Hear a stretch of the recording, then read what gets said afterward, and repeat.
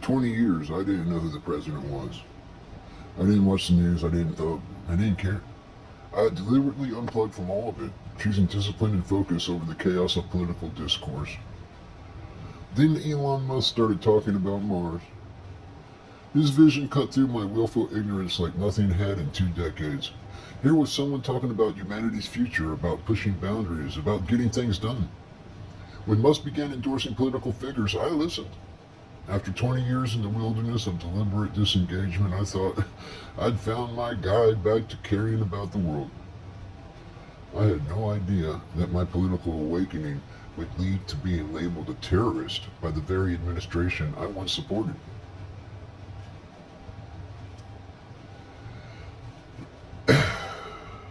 My political withdrawal wasn't born of laziness or indifference. I was raised strictly, understanding that discipline was the only way to get anything done. It's the foundation of achievement. But I got tired of being lied to. I got tired of hearing promises that were never kept. Tired of nothing ever really being done, while the rich get richer and the poor get poorer. Cliche, right? Politics seemed like the opposite of discipline to me.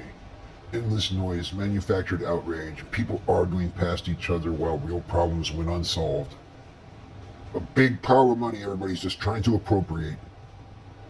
So I chose silence. I lived off the grid, found ways to make money without having to pay taxes. I focused on actual work instead of political theater. I even tried to start my own business. This time it was a highly regulated, non-emergency transportation service, but it failed because of the very government bureaucracy and red tape that filthy politicians always promised to cut but never did. The paperwork alone was overwhelming, and there were politics to deal with at every level. For 2 decades, I lived in a bubble of my own making, focused on work, family, personal goals. I was proud of my detachment from a system that seemed designed to frustrate.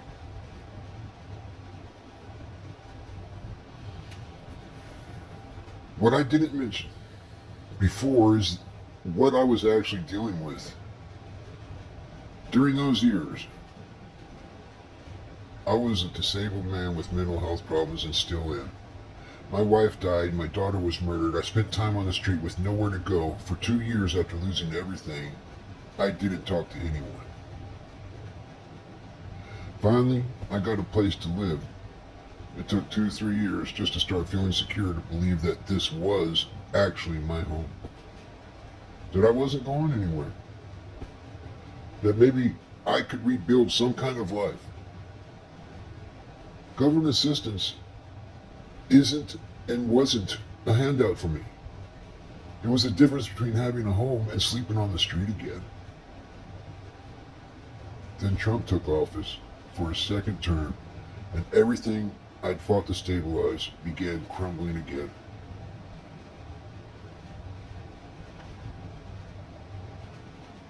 I felt a real connection to Musk, you know. He talked about philosophy, about people caring for each other. He sounded like he came from where I came from. Understanding that sometimes, you have to be strong about fighting for what's right.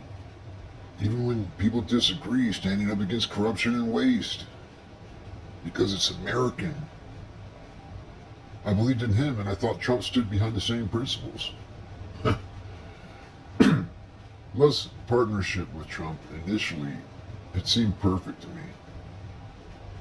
Here was this visionary, this entrepreneur, this man who had revolutionized electronic vehicles, space travel.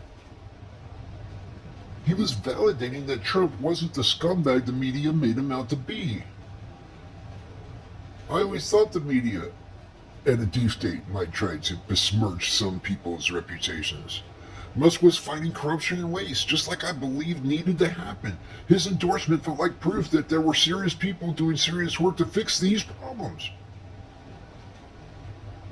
Through Musk, I found myself drawn into right-wing media. Fox News became my source. Oh yeah, the Fox regime source.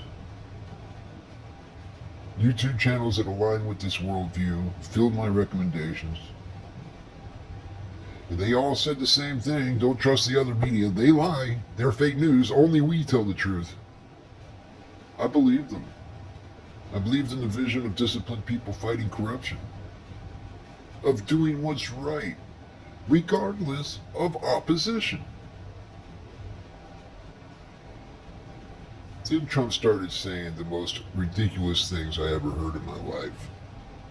Besides the obvious lies, besides his fuzzy math. When asked about pardoning Ghislaine Maxwell, he casually said, "I'm allowed to do it." Not that he wouldn't do it, just that I could. Worse were the old interview clips resurfacing. Trump on the Wendy Williams show in 2013 when asked what he and Ivanka had in common, responding, "Well, I was going to say sex, but I can't relate that to her." There were others, him saying in 2006, "If Ivanka weren't my daughter, perhaps I'd be dating her."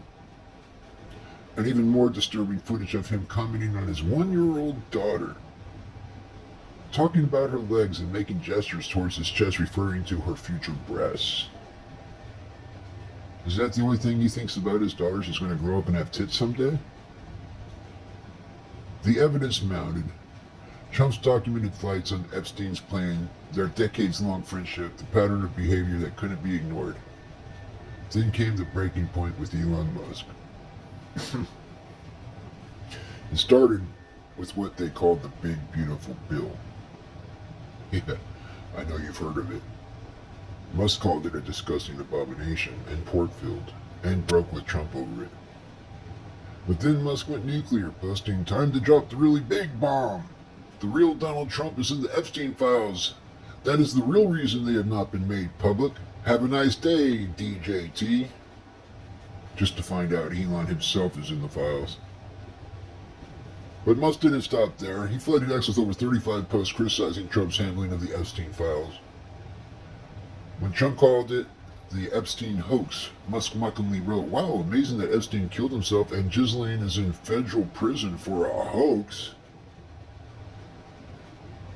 But it got worse. Trump began making excuses for Russia's invasion of Ukraine, constantly calling it a Ukrainian war instead of acknowledging it as a Russian aggression. Russia's always been our enemy as far as I've been alive. Watching him and J.D. Vance team up to bully Zelensky while rolling out red carpets for Putin was sickening. Secret meetings, special flyovers with what were probably classified aircraft, sharing intelligence with foreign leaders, all while claiming he was going to stop conflicts and win a Nobel Peace Prize for solving 6, 8, 9, 10 wars, whatever he was lying that day. It kept changing because he couldn't keep it straight. And he's not the only Trump to have ties with Russia. His uncle, who stole the Tesla files when Tesla died from Tesla, yeah, that was him. He also had Russian friends. That's when I turned around. That's when I started asking people I've been talking to on X. I said, "Are you seeing this? Are you going to come with me on this?" But they weren't. They kept backing Trump, acting like he wanted them to, refusing to see what was right in front of them. Even when they acknowledged he was lying, they dismissed it. He is just an old man who goes on a bit, but he's got good policy. And that's when the most disturbing realization hit me. I began to understand whose Trump's base really was. The people defending him despite all this evidence, the ones who dismissed his lies as harmless. I started to see the connection between his supporters and the darkest corners of the internet I've ever seen in my life, and I begun to notice these are newsgroup browsers. These are the freaks. These are the sick people. But the real manipulation had been happening all along before these dramatic revelations. For months, I had been consuming a steady diet of right-wing media that systematically distorted everything about the left. They didn't just disagree with Bernie Sanders. They made him seem like a complete fool, focusing on his socialist label while ignoring what he actually said about health care, workers' rights, and economic equality. They weaponized the word woke as if it were some kind of dangerous delusion.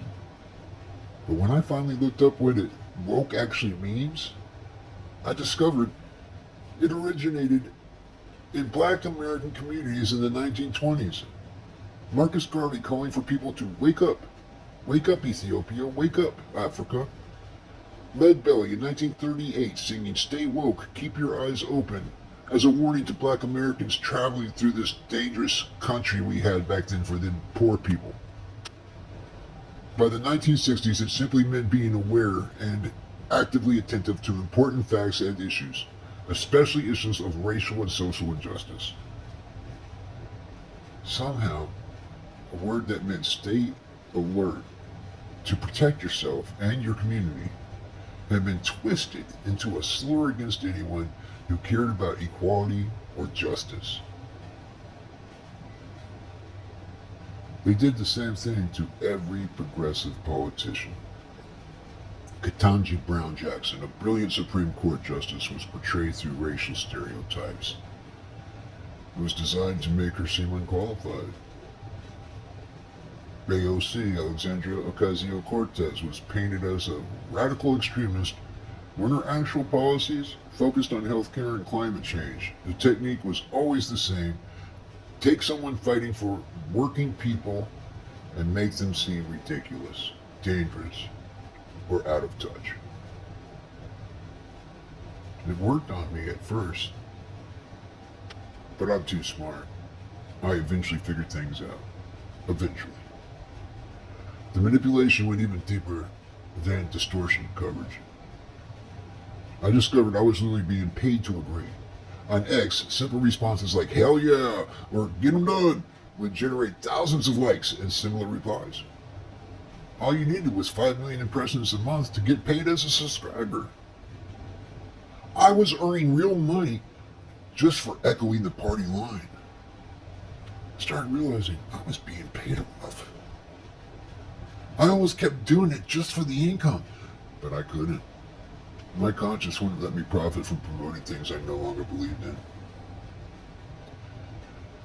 When I finally broke from this bubble and started calling out what I was seeing, I got kicked off of 3 different platforms for being too extreme in my views. I don't say quiet when I think people are wrong, and apparently my language was a little too strong for their terms of service. Ass kissers. But let me be clear, there was no welcome mat on either side, really. When I moved to Threads, which is more left-friendly, I discovered a different kind of problem. The moment I mentioned that I had initially believed in Trump, people wrote me off. They wrote me off completely. They said, "You're just an asshole coming to light." It was the general attitude. They didn't want to hear my journey or understand how I had been misled or how they're doing it to others and how maybe we could change minds. No, they just saw me as tainted. So now I don't mention my Trump supporting past when I post there. The irony is stark. When I share my actual thoughts and values, I get massive agreement from them.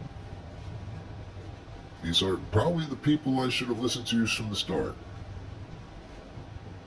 But I was deliberately steered away from them. I was made to think they were foolish and ridiculous. I was told not to listen, and I believed them at first, until I finally did. But I'm not naive about extremism on any side. I do notice it on the left. I just don't feed into it, and I'm not as critical of it because I understand people's frustration with the system. The same goes for Christian belief. There are plenty of leftists who are hostile to Christianity, and while I find myself questioning my own faith more and more these days, I'm still not ready to completely turn against it, or be disrespectful to it. Having been manipulated once, I am more than careful now about letting anyone, left or right, push me toward absolute positions. But you're not going to believe this. Here's why and then where my political awakening took a dark and personal turn that I never could have predicted. Never. Today, October 3rd, 2025, I made a comment on Threads, expressing concerns about authoritarian government, just as I am doing here. No violence, no anarchy. I was talking about the actions and the erosion of democratic norms. I expressed opposition to fascist tactics, literally, just opposing fascism. Nothing violent, nothing extreme, just expressing anti-fascist views. In response, another user publicly tagged me, stating that I am possibly a member of an anti-fascist group called Antifa, and encouraged others to report me if anything happens. This accusation was made publicly and remains visible on the platform. And it was only given to me because I was warning somebody else that it was given to them. Let me be clear about what happened.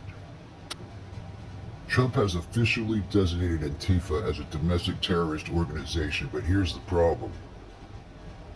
Antifa isn't an organization at all. It has no official leadership or structure. It's a broad ideology opposing fascism. This means anyone who opposes fascism can be labeled as part of this terrorist organization. That's any American. You and me. Anybody. I was being falsely accused of membership in what's now characterized as a terrorist organization for expressing the simple view that fascism is wrong, which I believed was an American ideal. Besides that, I can't even see now. I don't know why the Republicans can't even see that they're being conned. They're just totally stupid, obviously. This is when I fully understood what's happening now. It's a Ponzi political scheme. It's a political Ponzi scheme, excuse me. But think about how a Ponzi scheme works. They make big promises with no real evidence. They demand you accept losses now for gains coming soon. They attack anyone who questions the scheme. Anyone. By the time you realize it's a scam, everything is gone. Now, take a minute and look at Trump's pattern, if you will.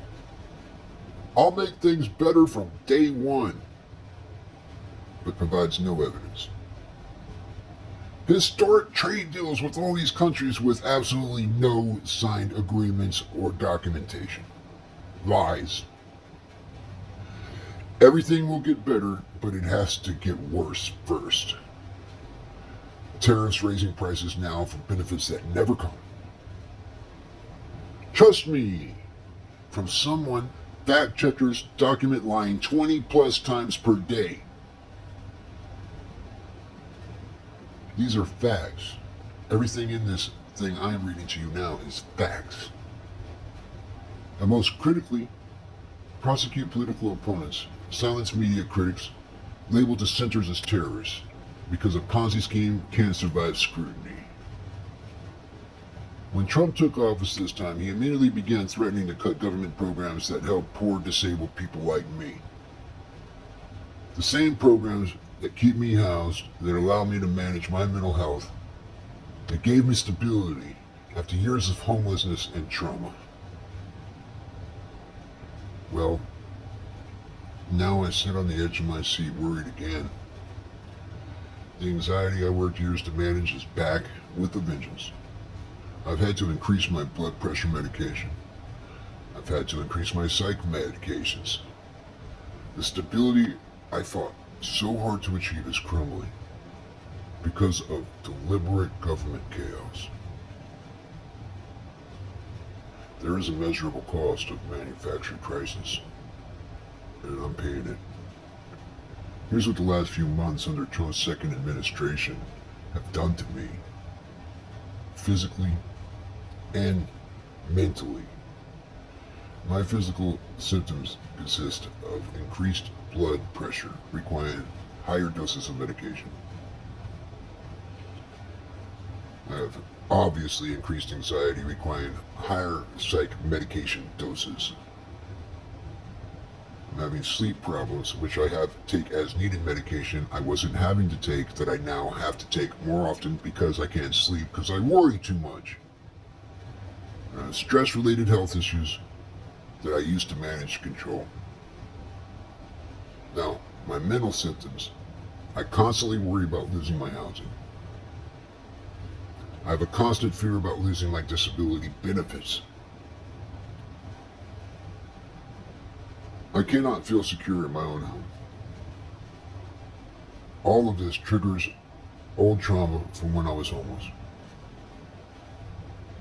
I spent years recovering from the trauma of losing my wife and daughter, my daughter being murdered and living on the streets. I spent years building stability, and in months, this administration, deliberate chaos, has undone that progress. I am now seriously considering a lawsuit against the Trump administration for the documented harm to my health. I have proof.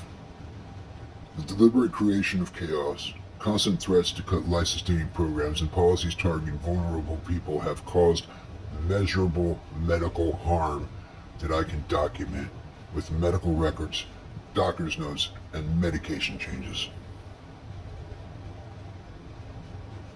That's right. I have contacted civil rights attorney Charles Michael Hunter in Charlottesville, Virginia, about two legal matters. Number one, a false terrorist accusation. Being publicly labeled as a possible member of a terrorist organization for expressing anti-fascist views. Number two, the documented health harm. The measurable and actionable physical and mental health deterioration caused by government policies and threats. I have documented everything. I got screenshots of the accusation. I got my medical records, doctor notes showing increased medication needs. Yes, I got everything I need. My doctor's notes document stress-related health issues and ongoing problems. The causal link between government actions and individual harm is actionable. I do not know if I'll win. I don't know if courts will take it seriously, but I know I'm not the only person whose health is being destroyed by this chaos. Someone needs to make them account for the human cost.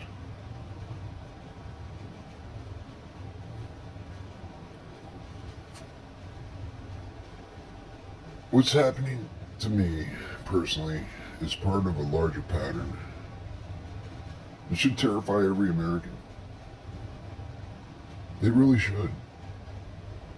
Political prosecutions are happening.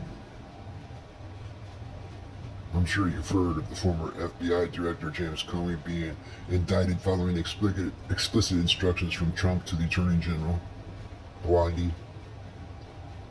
Trump, he said he expects other political opponents to be prosecuted.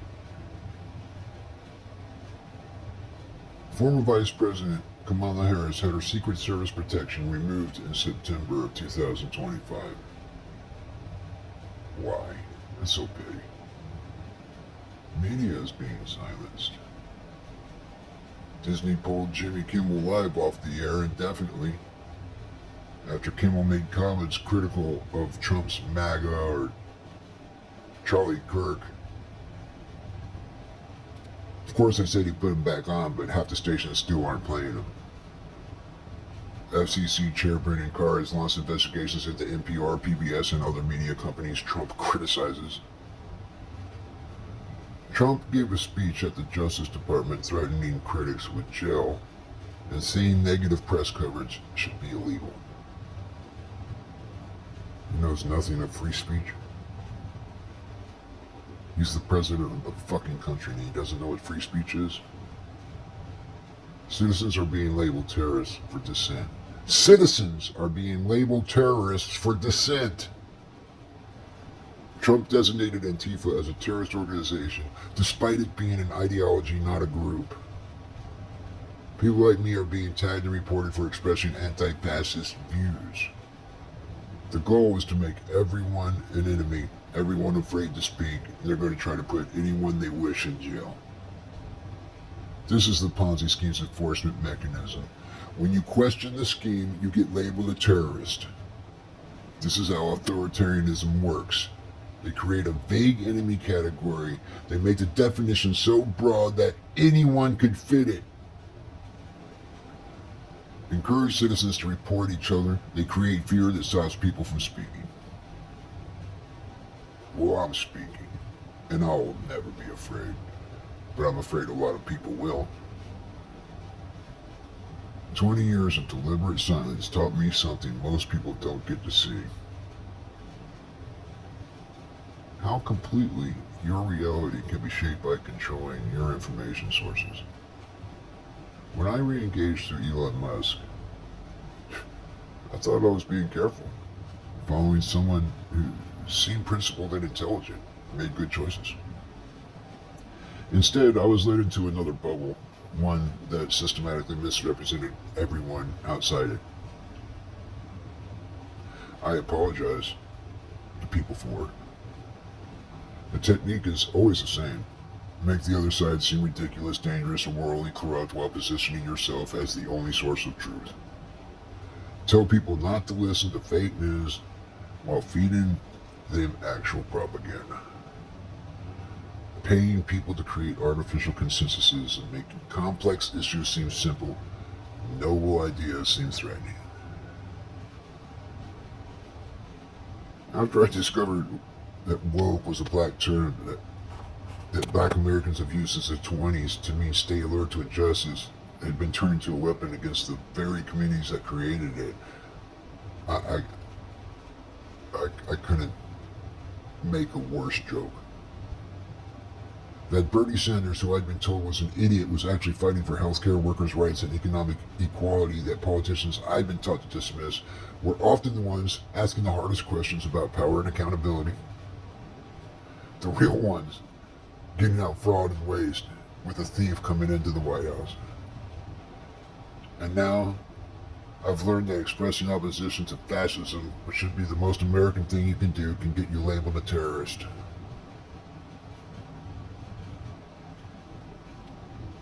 Through all of this, I've come to believe that politics should be fundamentally simple.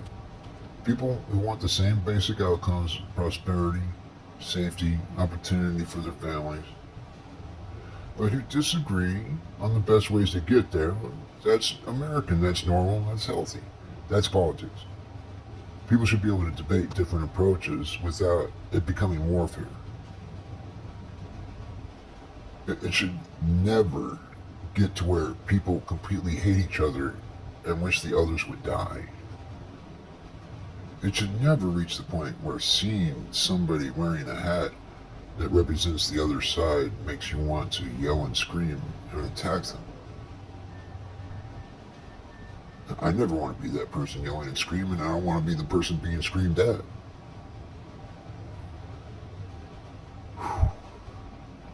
I don't think a lot of us expected this out of our country.